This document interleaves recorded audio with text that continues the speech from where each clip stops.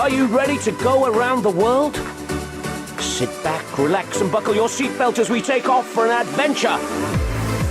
It's jet-lag free but filled full of fun and travel insights. The only thing you'll need to pack is a sense of humor. Time for the award-winning travel show, Around the World. Greetings, Globetrotters! Oh, sorry. Hi there, folks. I'm Arthur von Wiesenberger. We have Martha Bull over here. Yes. Rebecca Brand over there. Yes. We got Arthur von Wiesenberger. Oh, yeah, that's right. And Arthur. And we've got you watching us. We're going to have a great show today. We got so many cool places we're going. How about this as a starter? We're going to go all the way to Switzerland in order to go all the way to India. Makes good In one trip. I got jet lag already. After that, by the way, Christian Tessari is going to tell us all about India. He goes down there for his YouTube channel, which is Christian Tess at YouTube. So you go to YouTube, you can see his other videos. We're going to show you one. He goes into the dirty bowels of India and checks it out. Some places he goes, I wouldn't want to go near, but he's also got some of the stuff is. He's got some beautiful spots. So we're going to get a nice kind of a viewpoint of. He's an adventure traveler. From an adventure He'll take traveler. it on. He and his wife, they do great. They do great together. Then, if that isn't enough, and that certainly wouldn't be enough anyway, would it? No. We're going to go to Austria, and we're going to go skiing. Elisabeth van Grampel and her daughter Jamie are going to join us, and they're going to share with us some secret destinations in southern Austria when you want to go skiing. A place to go. These are some places to go where you can eat, drink, and be very merry. 5-star hotels. Yeah, sounds good. And polenta. All you can eat. Lots of family. All you can eat. Then, after that, we've been talking about Hawaii. I think you may have seen that Hawaii's been in the news lately. And if you haven't, then you haven't been watching the news. As in volcanoes and earthquakes and other things, oh my. Well, the best way to find out just how much that is real news or fake news, we're going to go to Hawaii and show you both what we experienced, because we were both there recently. And then we're going to go to our man in Hawaii, Jim Alison from Mauna Kea Realty, and find out exactly what's happening today in Hawaii. So we got that and much, much more on this edition of Around the World, but first it's time for travel news. Travel news is brought to you by the internet website, atw.tv.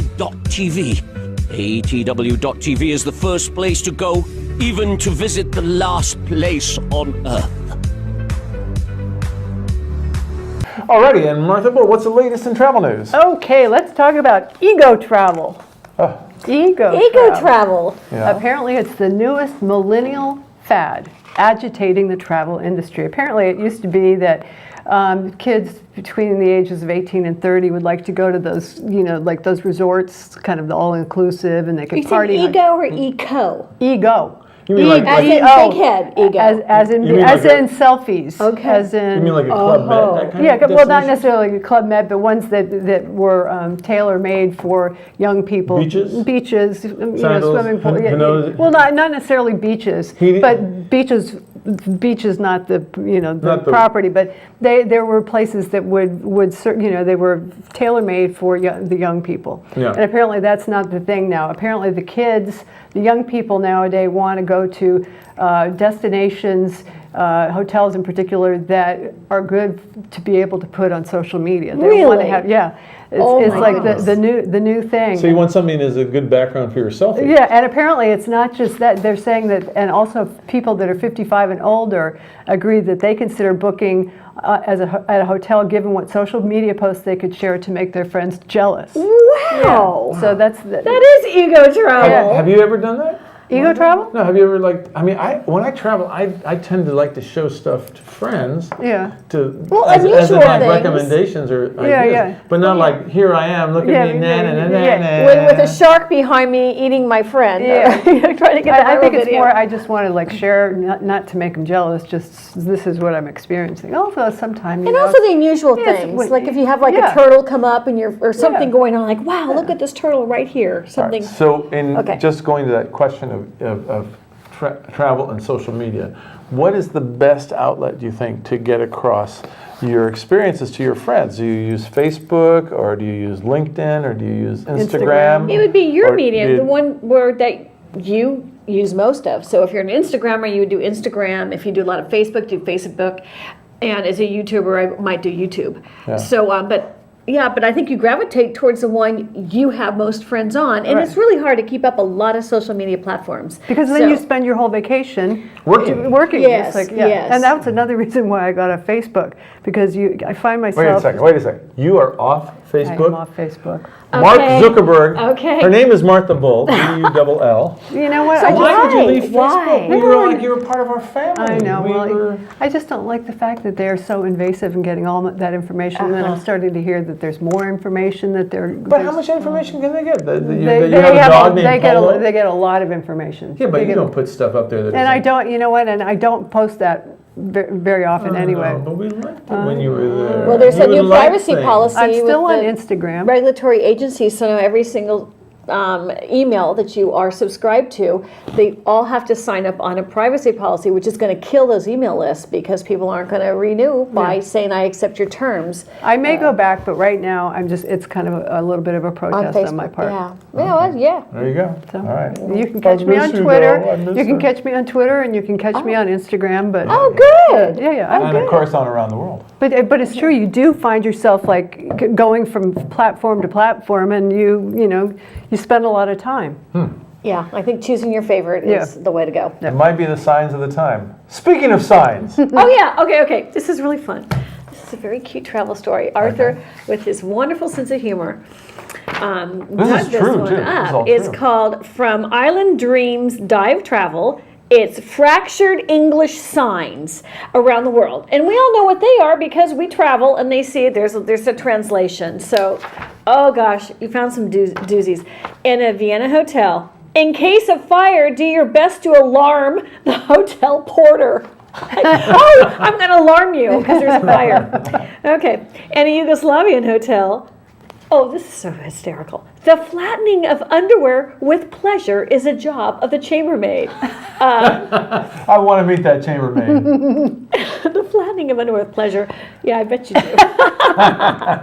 Oh, that is so bad. Thank you. On. On what? On. On? While you're wearing them. Oh, while you're wearing them on. Yes, I Then got you it. really Okay. want get the chambermaid. It's just going to flatten my Do we have to underwear. draw you a picture? That won't be that flat. Go on. That's really obscene, Arthur. I got better seen than absurd.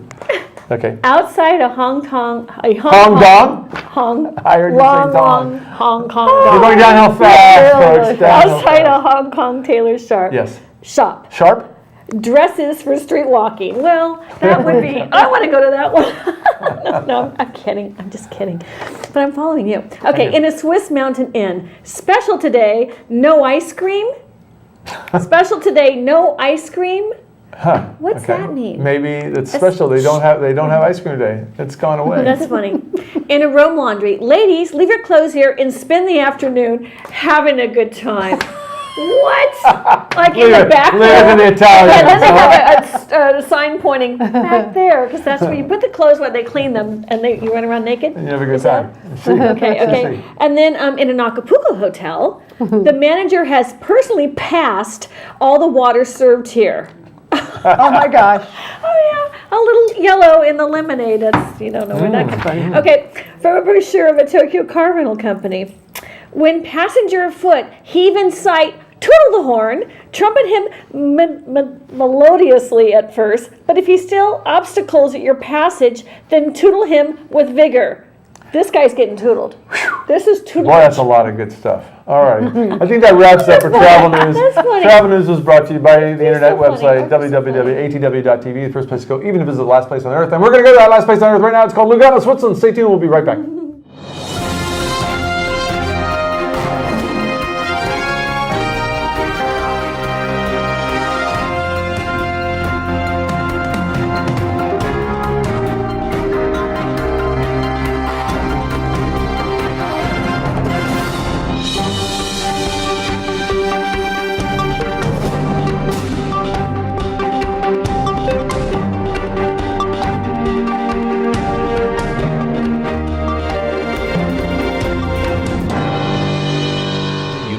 Celebrating 100 years of serving hard-working families on the path to self-sufficiency. Every single year, nearly 12,000 local children visit the school clothing and supply store at the Unity Shop.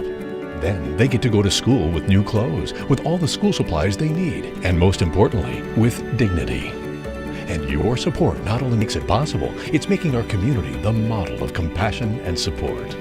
Find out more at unityshop.org.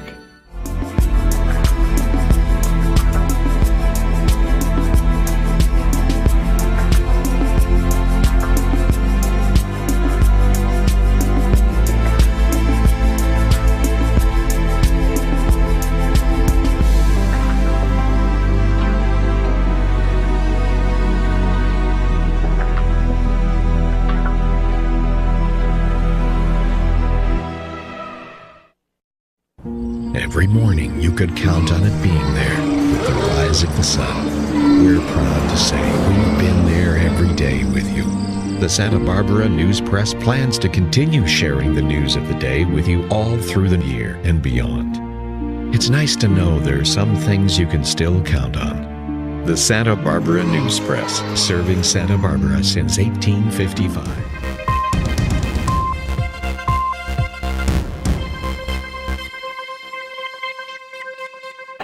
And we're back here on Around the World. I'm Arthur von Wiesenberger, the lovely Martha Bull and Rebecca Brand in studio.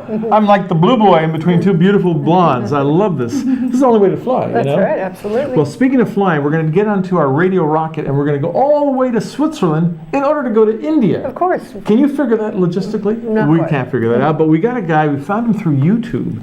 He's got a YouTube channel, and I was amazed to discover all these great videos about India. I'm going to subscribe. He goes there on a regular basis, and we're going to show you one of those videos in just a little bit. But let's say hi to Christian Tessari in Lugano, Switzerland. Buongiorno or buonasera, Christian. Hello, buongiorno everyone. How are you? Oh, we're great. And how is it today in Lugano? Today we had 25 degrees, the sun was shining, and so also the weather that We're was talking forecasted Celsius. that the summer will finally start. So like summer. It's nice and warm. I mean, almost warm enough to go for a swim in the lake, right? And it's a little bit early now because the water is still cold, but we hope that we will be able to do it soon. Well, Lugano is one of the most beautiful cities in the world, and it's one of the cleanest cities because it's in Switzerland. Oh yeah, sure, Switzerland. Yeah, and everything works so well there. So for me to think about Lugano, it's like the polar opposite of India, isn't it? Yeah, right, you're right. What made you decide to start going to India? Oh, because for us it was, let's say, a quite of dream, because it was a long time that we were dreaming about this land that we see a lot of times on TV with so many colors, so many people all around, and then we finally decide to go and visit this land. Wow. So from you would obviously probably fly from Milan or from Zurich. What's the best way? Right from Milan, because Lugano is less than 1 hour with the car from Milan. So for us it's really faster to go there. So we had the direct flight from Milan to Delhi that took about 11 hours. Let's say it's quite a long flight. But we had a very pleasant flight also during the night, so we can sleep a little bit.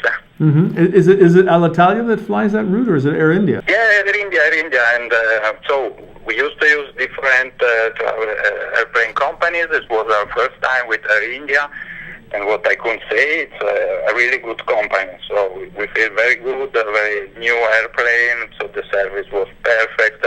And we also had a lunch about Indian cuisine in order to taste a little bit the flavor before coming there. That's nice. I I like a love nice it. little curry at 30,000 feet. Now, if you only had a week or so, in America we don't take vacations like Europeans do. You guys go for vacation for months, or at least for 3 or 4 weeks. Really? Right. We go for vacation. Yeah, I would say for such a long travel, for us, it's usually we take a couple of weeks. Yeah. We're lucky if we get a week, Yeah, maybe exactly. 10 days. Yeah, we Then the know. travel time on your side. Yeah. Yeah. So if you had a week or 10 days to go to India, and it was your first time to India, what would you recommend as far as some experiences that travelers will really enjoy? Yeah. It depends about what you are looking for and so on, but from my point of view, generally speaking, the first time that you go to India, for sure you have to visit Delhi, because it's the biggest city and also the capital of India. So it's really a nice city, split between the new Delhi and the old Delhi. So two different kinds of city, one with big buildings and so on. That is the new one.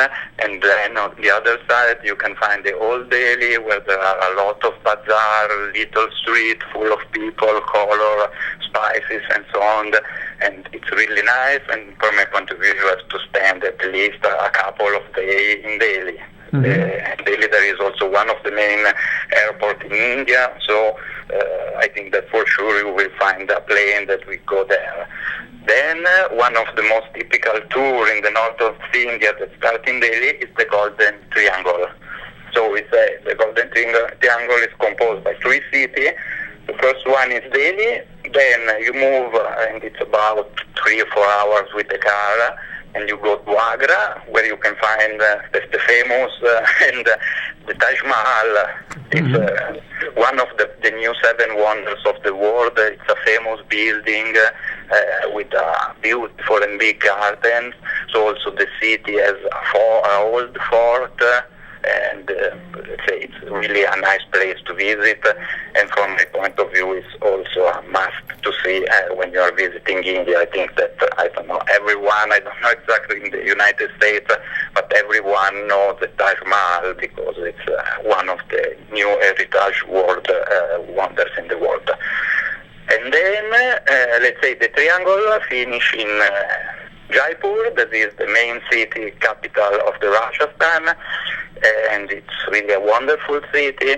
It's also the biggest of Rajasthan, and it has more than 3 million people living there, and let's say it's really nice to see.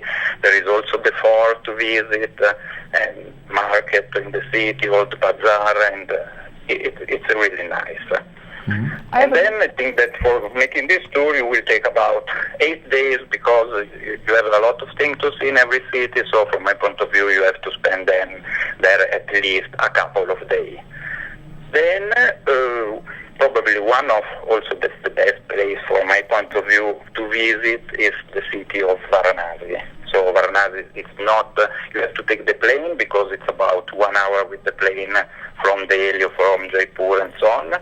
But it's let's say, the holy city of India. It's also said that it's the heart of India because it's, let's say, a holy city on the river Ganges, and there are millions of Indians that every year go there for praying on the river and so on. So it's also the religious center of India, and there you see, I think, the real heart of the India.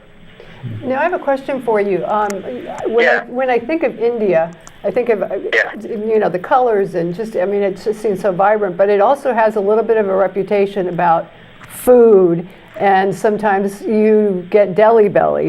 And I'm wondering, what would your advice be if you go to India? How can you be sure that you're not going to end up getting sick? Are there preventative measures? Okay. Yeah, for sure you have to make some vaccine before going there.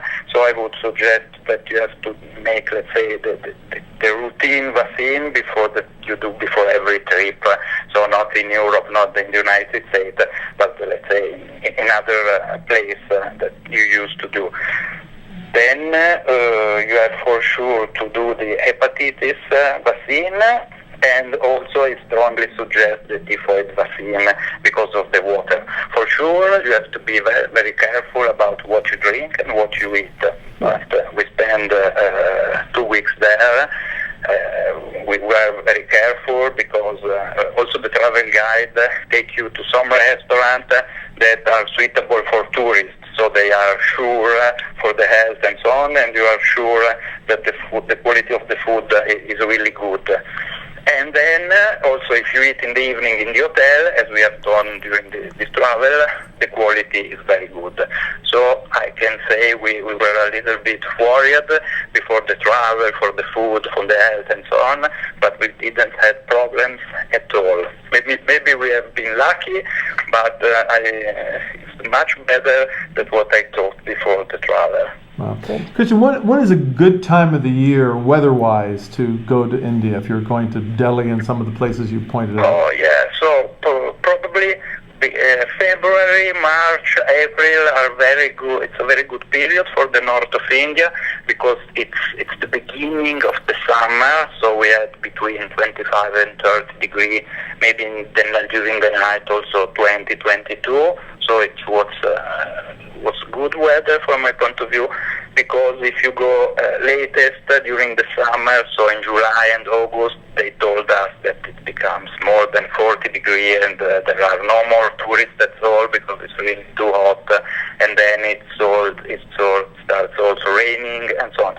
So as far as I've learned from my travel for the north of India, January, February, March are really good months for visiting. Cool. That sounds great. Now, so for our viewers and people who are watching and listening to around the world, if you go to YouTube and you look for the YouTube channel of Christian Tessari, that's CHRISTIANTESS, you can watch some of these beautiful videos that you've made with your brilliant little GoPro camera.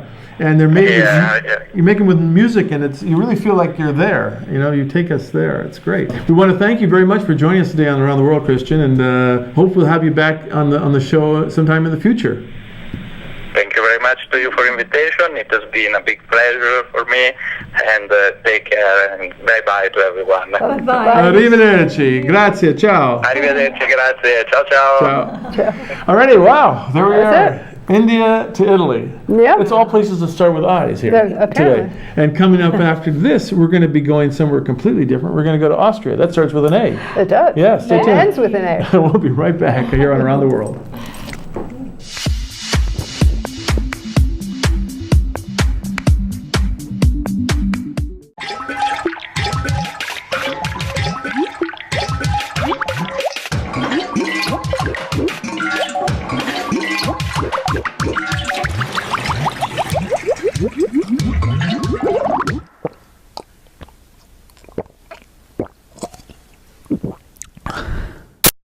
The Colossus of Rhodes, the Great Pyramid of Giza, the Hanging Gardens of Babylon.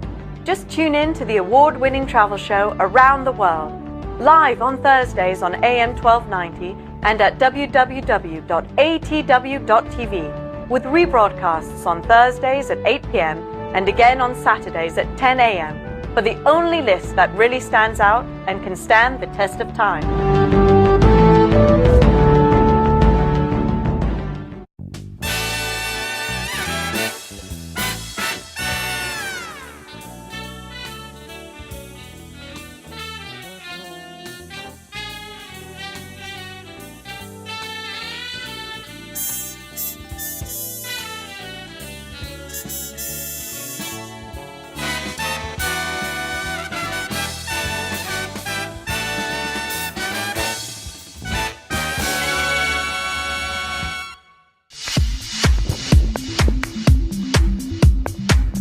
And we're back here on Around the World. I'm Arthur Ron Wiesenberger, the lovely Martha Bull, and Rebecca Brand in studio as we fly across the globe, having just left India with Christian, and now we're going to Southern Tirol. Closer to where he is rather than where he was. Yeah, we're going back to Europe in a bit. Yep. And we've got an exciting couple of guests joining us in studio today. I got to tell you a bit of background. These guests, well, one of them is an alumni from a school that I went to in Switzerland. I mean, is this weird? And now they're here in California, in Santa Barbara. She and her daughter. Well, we'd like to welcome Elisabeth and Jamie van Grampel from Germany and Austria and Switzerland a little bit. Yeah. Great to have you guys on board. Thanks for joining us.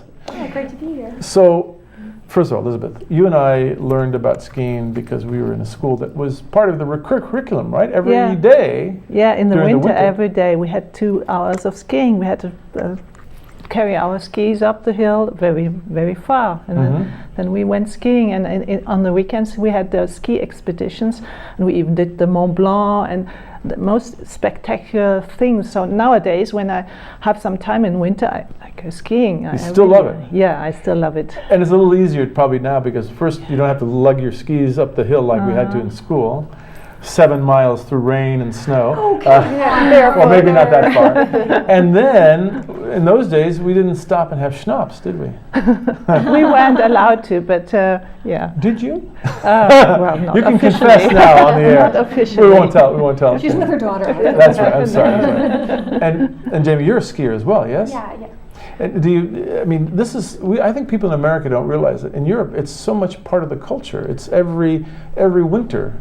It's not just one ski trip for a day, a couple of days. It's like several times throughout the whole winter time. Yeah, usually. if you're lucky, yeah. And sort of if you live near the Alps, it's very easy. You just take your skis and go for the day. Right. So it's much easier. But in California, you also have slopes, don't you? We do. They're not nearby though, really, except for Mammoth is nearby, Well, but that's 6 hours. But we don't get the good schnapps and fondue and raclette like you guys have. It's just a different culture. I think when people think about skiing, they usually think about the big name resorts: Zermatt, St. Moritz, Davos, those kind of places.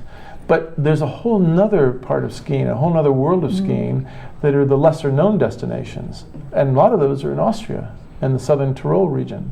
Is that right? Yeah, that's right. So for someone who was going to explore that, where would they start? Would they fly to Innsbruck? Well, if you have the transatlantic flights, I would rather take the big flight to Munich and then take the train down to Südtirol or to Tyrol. You also could fly to Innsbruck, but then you had to take a second flight from Frankfurt, for example. Or you go to Verona. Verona is the same destination south, and you just take the train. Oh. But it's okay, you can do it. So like an hour or two on the train, or how long does it take you to get to the slopes from those areas? From Munich, it's maybe 4 hours with the train. From Innsbruck, it's 2 hours, yeah. And from Verona, I would say 2.5. And so you get off with your skis, and then you go by a pass to get up the lifts. I mean, is that? Well, you go to a hotel first. Yeah, and you're not going to be commuting every day. And you rent the skis, then you rent them, and easier. Okay. But it's quite well. The infrastructure is extremely good. They have put a lot of money into lifts, and you can even ski around a whole big mountain. That is the Sella Ronda, and you've done it. So Sella Ronda, I guess there's different places you can approach that incredible mountain. It's an entire day of skiing around this giant mountain. That's really a mesa, I think, isn't it? The wonderful thing about the Dolomite Mountains is they're like something out of the Southwest. They're not like what you see in the Alps. They're flat tops and they're red rock. And you go, wait a second, am I skiing in the Grand Canyon or am I skiing in Europe?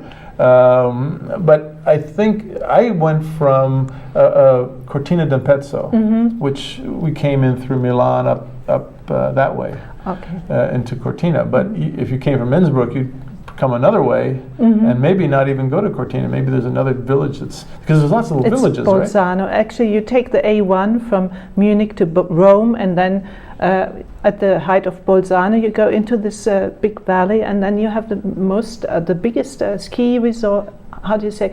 The pistes are combined. It's huge. You have about 100 pistes or 200 pistes are combined. Yeah, I think that's about 100. Yeah, I remember that in one of them, and you saw the video. You ski around the corner, and there's an igloo. Right. And inside the igloo is a bar, and you just go up, and they're giving you a little back to schnapps again. Oh, they give you a little schnapps, and you have a little schnapps. And then you feel... He likes to ski from Stubli to Stubli. I think it's more about the eating and drinking than the skiing at this point, right? I like that. Put me on a sled. You know, I don't ski that well, but I sled. So I would imagine in some of these little villages, they have some charming little bed and breakfasts or Airbnbs. It's Airbnbs and pensionen with a breakfast or huge hotels, and they're very how do you say that people really invest in the hotel. So they're well done. A 5-star hotel is a 5-star hotel. I think in this valley where we usually go, they have 10 or 15 5-star hotels. Wow. So it's so you could really go there and spend some time. Yeah. Of all the villages around the Sella Ronda, do you have a favorite? It's mine is Wolkenstein, and yeah, mine too. Wolkenstein? Wolkenstein. It's a nice Italian sounding name. So that must be more on the Austrian side of the mountain. Right? Actually, it's Plan de Gralba, and it's in this valley where they still speak Romansh or Ladin, and Wolkenstein is the German name because they have 3 languages in Südtirol: it's German, Italian, and Latin. And so I don't even know that because my father is from the German part, only 20 kilometers from this Latin part. He grew up in a German environment, and he always talked to me about Wolkenstein, and he took me hiking in the summer and skiing in the winter. So it's a tradition. Wow. Have you been there? Yeah, I've been there quite some times. Yeah, she takes me every now and So it's then. really a family retreat there. Yeah. It's still there. We meet the bigger family there. Do you ever get any people from the U.S. or Canada there, or Yeah. is it more local? No, there are a lot of people. Actually, if you have the Italians who love to ski there because also the foods and the huts are very good, and Germans, and then people come from overseas because they say it's so well done. The pistes are so good. It's affordable. And they make snow. They make snow. They invented the snow making machines in Southern Tirol because it's 300 days of sun in the year, and they had a problem with the snow, and so they just set up a snow making machine on all the major pistes. Wow. Interesting. That's So you get the sun and you get fresh powder. That's not bad. That's great. I like that idea. I do too. I'm a fair weather skier. And as far as some of the food, what are some unique dishes to that region that you like? Yeah, maybe polenta with fungi. There's a lot of Italian food you can get there, but also Austrian and German food. It's in every Hütte there. You can get both of it. You can just choose of every of So all of polenta it. Yeah. is a big staple, more than pasta, really, isn't it? I mean, polenta is everywhere there. In the Romanche cooking. Yeah, polenta. Yeah. Yeah, and I know they say when they say cheers, they say viva, viva. Viva. Isn't that part of? That's fiesta. Yeah, I think it's also part of Romanche. I don't know. Yeah. What about if you were going to go there? When would you say is the best time of the winter season? When are you going to have the best conditions and the least crowds? It's in February, I would say. Yeah. Yeah, not the carnival weekend, because then a lot of people come from Germany or Austria, but outside the carnival weekend, and that is just great. You have the spring sun. You can sit outside on the huts and just enjoy the massive snow you have there. And yeah. Is the nightlife good there? Yeah, there's also some nightlife, but consider the Italians come with their families, and they stay in their family crowds, and they don't go to the bars that much. But it's also a German crowd, an international crowd, so nightlife. But it's not as good as in Tyrol or Austria. Austria is much better nightlife, so it's rather to enjoy. Austria's more crowds of guys drinking and singing Exactly. songs and dancing on tables. And if Are you're you speaking about yourself there? No. I wasn't dancing on a table, but I saw a bunch of guys dancing on tables. No, it's fun. It's a lot of fun. Skiing in Europe is incredible. There's nothing quite like it. I mean, America's got good things, but for me, skiing in Europe is the best. And we're more limited here. They keep us on the. You do a lot of off-piste. You're allowed to, but in the United States, you have to stay within the boundaries. Actually, you also have to stay within the boundaries. In Italy, they even have carabinieri on snow plows, sledges, and they really watch. Oh, interesting. Wow. I thought that they used Maybe things aren't quite the same as they used to be. Yeah, maybe they're getting changing. lawsuits over there too. Yeah, Right. could be. Well, that's great. So we'll definitely keep the south of Tyrol, the region around Selleronda and Cortina de Pezzo and places like that as a great destination for next year's ski activities. So make sure you put it in your calendar. And who knows? I loved Cortina. You could ski up all that pasta, or polenta, in this case for me. Thank you both so much, Elizabeth and Jamie, for joining us today on Around the World. It's great to have you. I hope you'll come back one time. Yeah, All thank you right. very much, Arthur. Thank you. Nice meeting you. All right. We're going to take a break here, and when we come back, we are going to move along to the big island of Hawaii. Can you say volcano? Stay tuned. We'll be right back. Somebody might erupt. We'll have to see.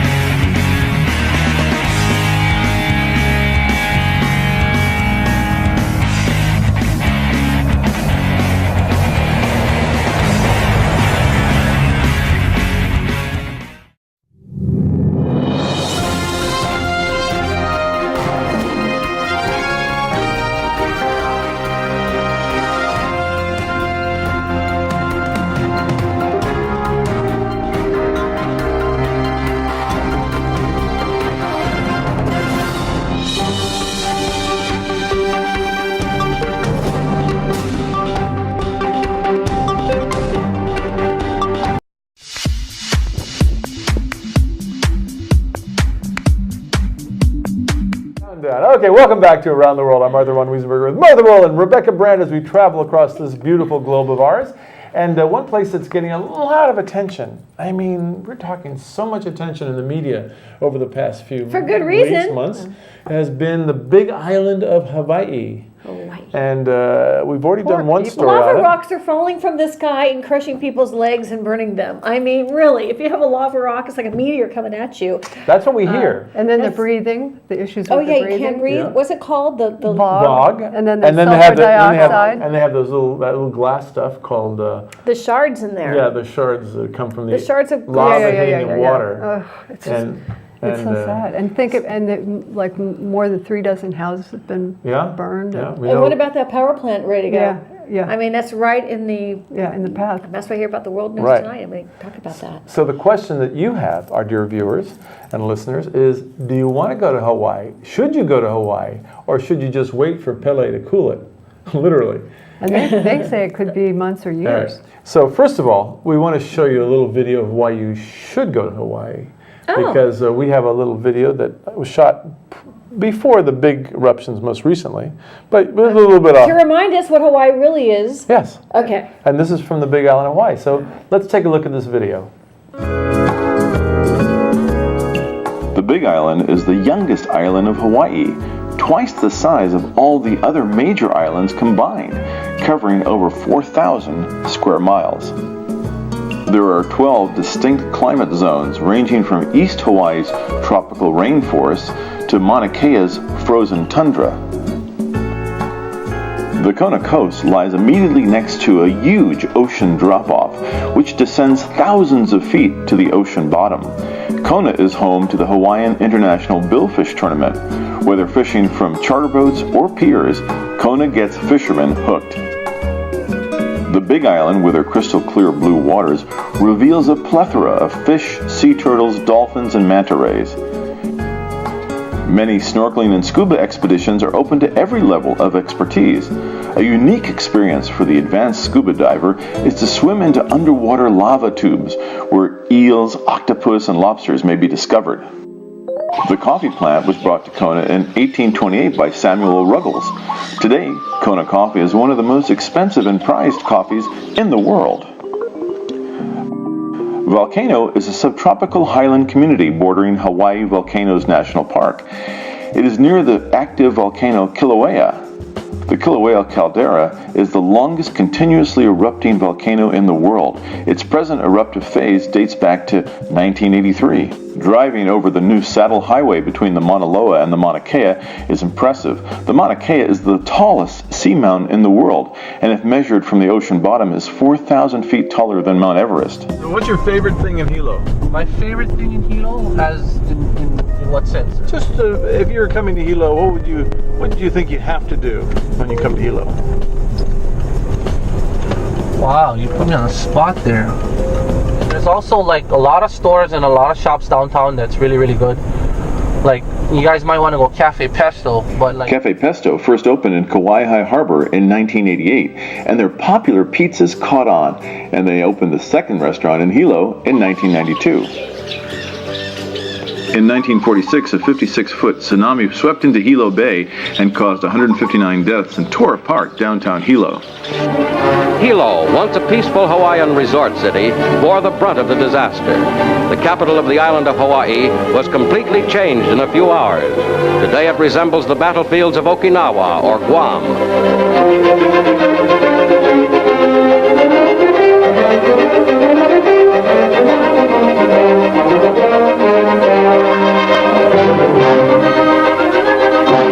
Thousands are homeless. Officials report that it will take a year to restore the city to normal.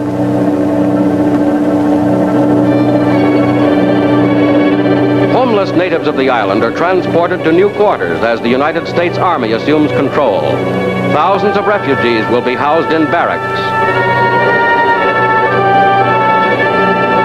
Out of the strange and unpredictable shifting of the earth has come this freak disaster that battered the shores of 2 continents. The Pacific Tsunami Museum has exhibits which show how tsunamis have actually shaped the appearance and development of Hilo. Nearby is the MOKUPAPAPA Discovery Museum, which explains the region's coral reef ecosystem. A stunning 2,500-gallon seawater aquarium shows some of the local reef fish. Hawi in North Kohala is known as the bicycle turnaround point for the Ironman triathlon each October. But it's also known for Bamboo, a restaurant, bar, and store. One of the island's oldest restaurants, the Pacific Rim menu with fresh island fish and organic local produce, is Ono. Delicious. The store has Hawaiian handicraft and one of the largest selections of aloha shirts from Tory Richards and Avanti on the island.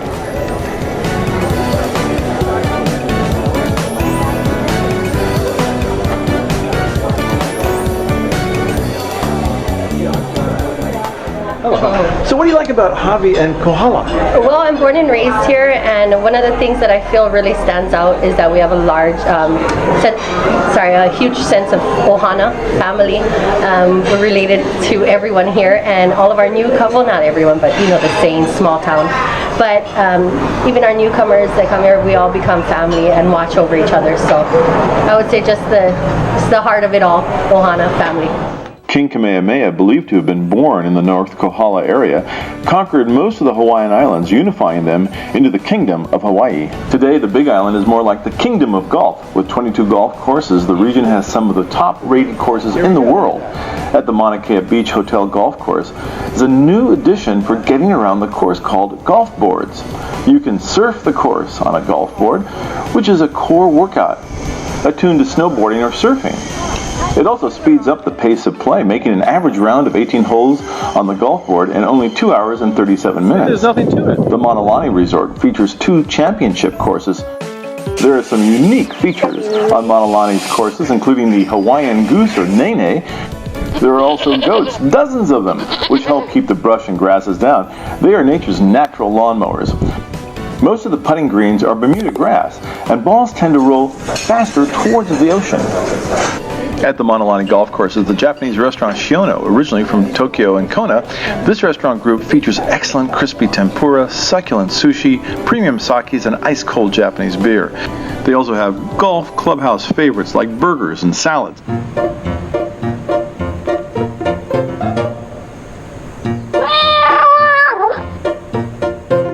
The Mauna Kea was the brainchild of Lawrence Rockefeller and was the most expensive hotel ever built in 1966 when it opened.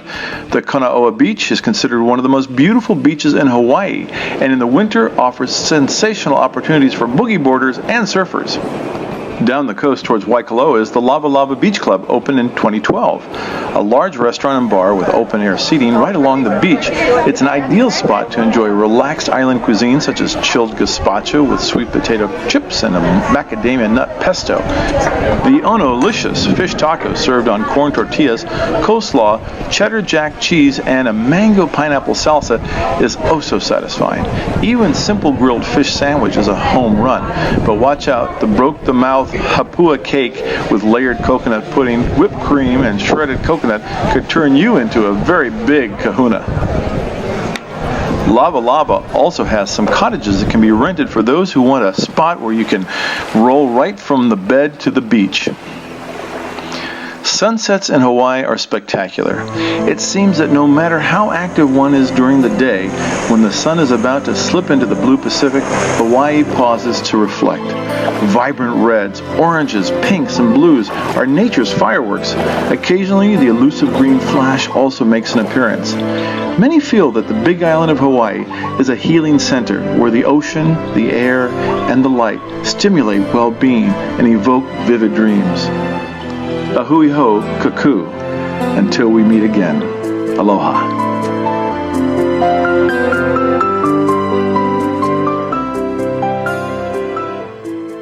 Oh. I'm going on the next plane. Did you feel like you went on a little vacation just now? I did. I mean, that's the reality is that's still Hawaii. And even though we did show a little bit of volcano activity, you know, you don't go, that's usually not a place you go and hang out at. You usually hang out along the Kohala coast. Yeah. And that's where you were. We're going to find out more about your trip in just a little bit. Yeah. We're going to take a break, and when we come back, we're going to go on to Hawaii. We're going to find out Martha's first-hand experience in Hawaii. And then we've got our man in the street right now, Jim Allison, who's in Hawaii, who's going to tell us what's happening today. And you'll get all that and much more on Around the World. Stay tuned. We'll be right back.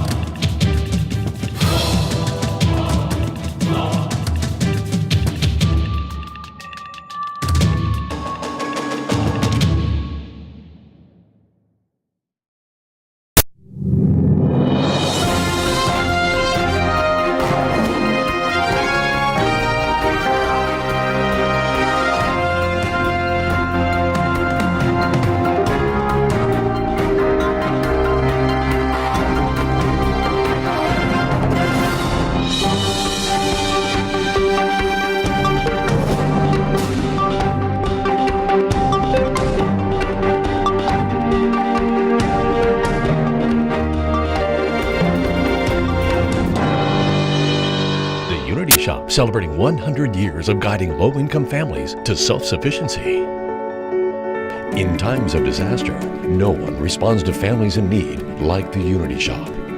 Immediate assistance with food and clothing, and long-term assistance providing anything disaster victims need to get back on their feet, all with compassion, with dignity, for as long as you need us. To find out more, log on to unityshop.org.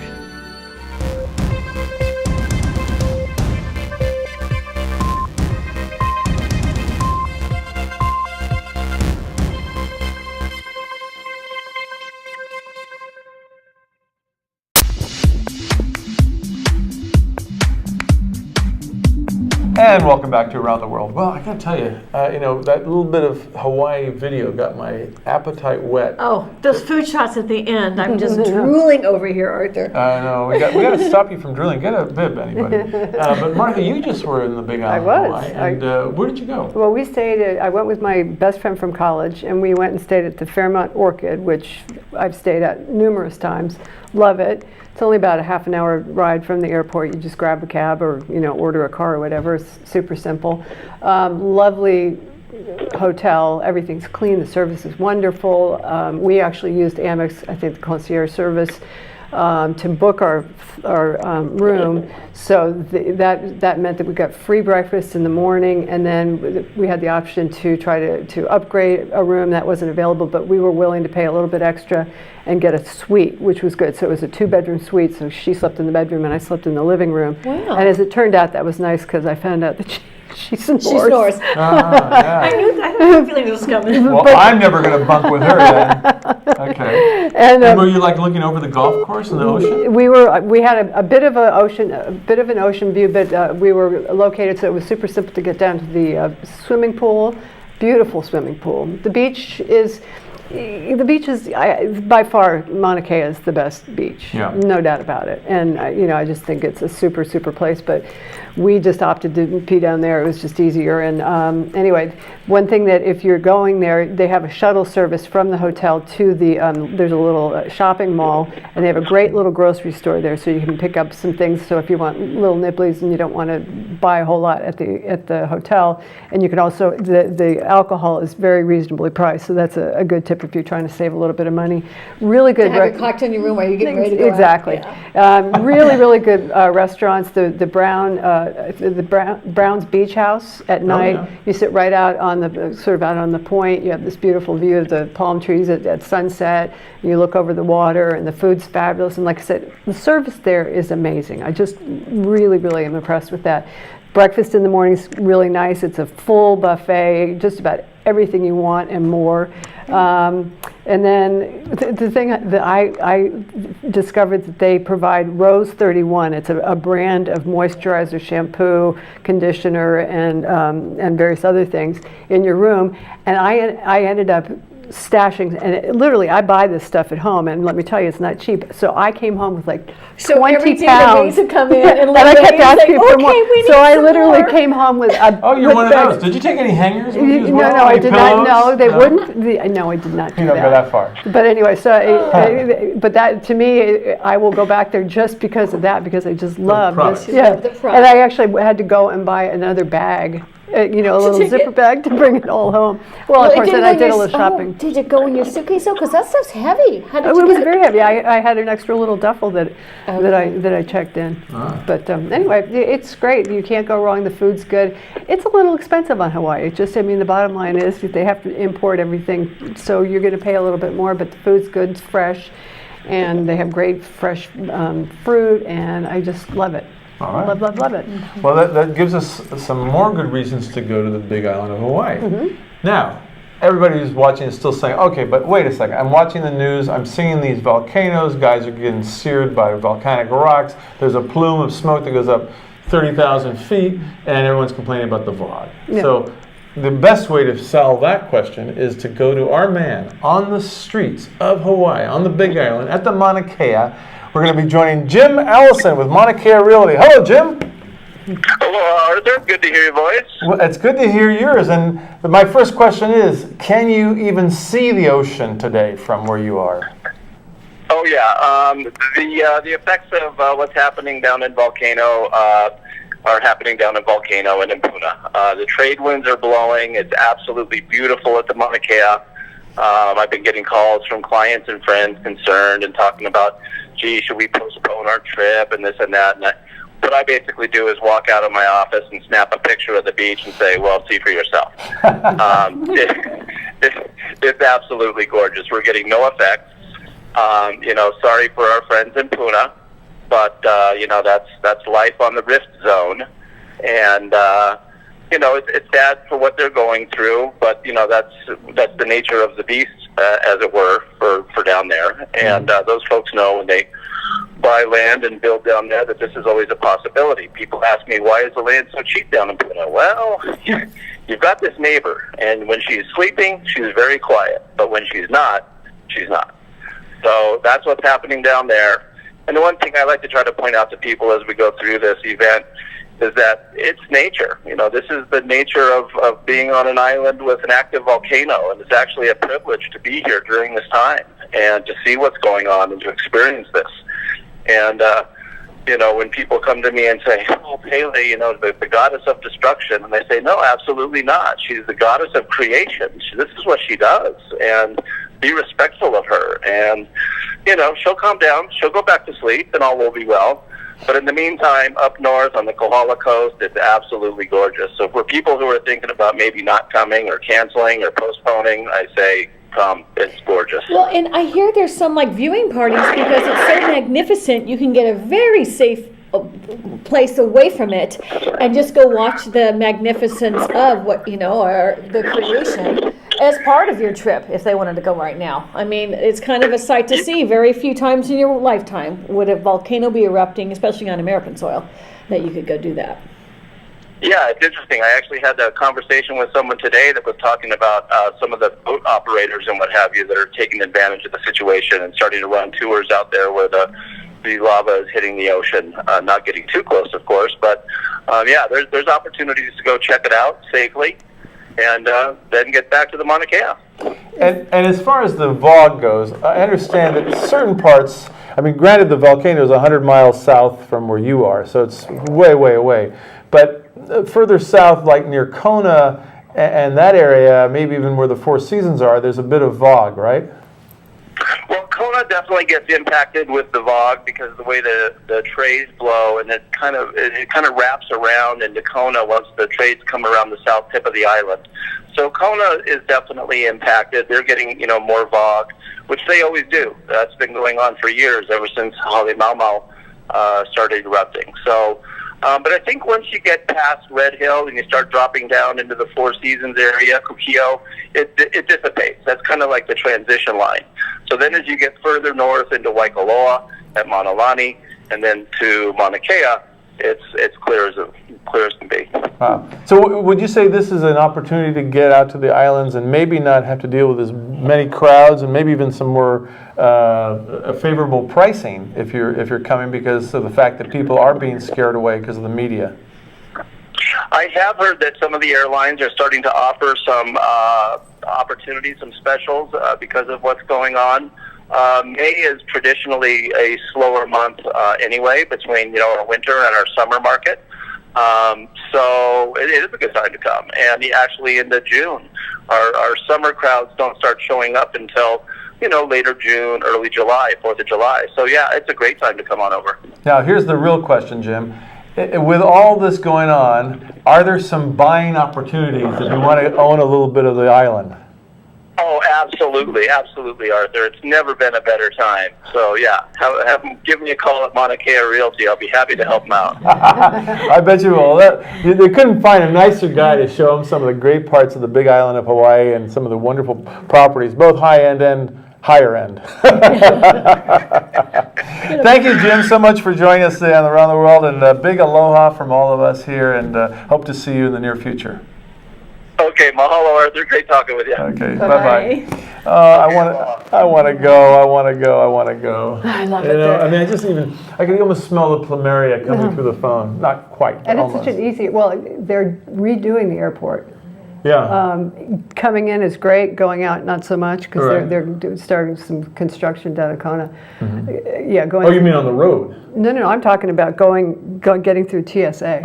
And it was only our luck that somebody spotted that we are TSA pre. Mm-hmm. Otherwise, we would probably still be in the line. Still be there, How many months later? Yeah. Some delays. You needed that pre, huh? Yeah. Well, they're redoing it. If you're looking for hotels to consider, you mentioned the Fairmont being a great one, the Fairmont Orchid, and then just down the street from the Fairmont Orchid is the Mauna Kea, which is great. The Mauna Lani is the other direction, which is terrific. It's a little windier there. The Mauna Lani, it depends. Yeah, it's about where I live. Depends where, but they have some really nice. Because when we went nice golf course. we went to the canoe house one evening, and it was so windy out that we couldn't even sit outside. Yeah. And the food was kind of disappointing. So don't eat there. Well, I won't. That's You off won't? my list. I've checked it off my bucket list There you again. go. But there is some great stuff, and of course, again, that place that we showed you, Lava, which is a very unknown hotel destination. They have about 4 or 5 cottages right on the beach. And those sell for about $400 or $500 a night. But I mean, to be able to sleep on the ocean front is pretty great. And just hope there's no tsunami. Yeah, you hope for that. Alrighty, well, I can't believe it. It's time to cool our jets, and we have to wrap it up for this edition Around the World. We've really enjoyed it, folks, and thank you for joining us. And we want to thank all of our wonderful guests that we had on board, Elisabeth and her daughter Jamie, who was great. Of course, Jim Alison, who we just talked to, and then Christian Tessari, who was in Lugano, Switzerland, and showed us some India episodes. That was kind of cool. And of course, we want to thank our wonderful director, Michael Nicholson, and our editor and floor manager, Ken Baxter, and all the folks at TVSB that make this program possible. And of course, our friend Richard Dugan at KZSB AM 1290, who makes sure that we go out on the airwaves of the radio station. We'll see you next time on Around the World. In the meantime, we wish you happy trails. Thank you for traveling with us today on Around the World. We hope you'll join us for another adventure next week. In the meantime, all of us at Around the World wish you happy trails.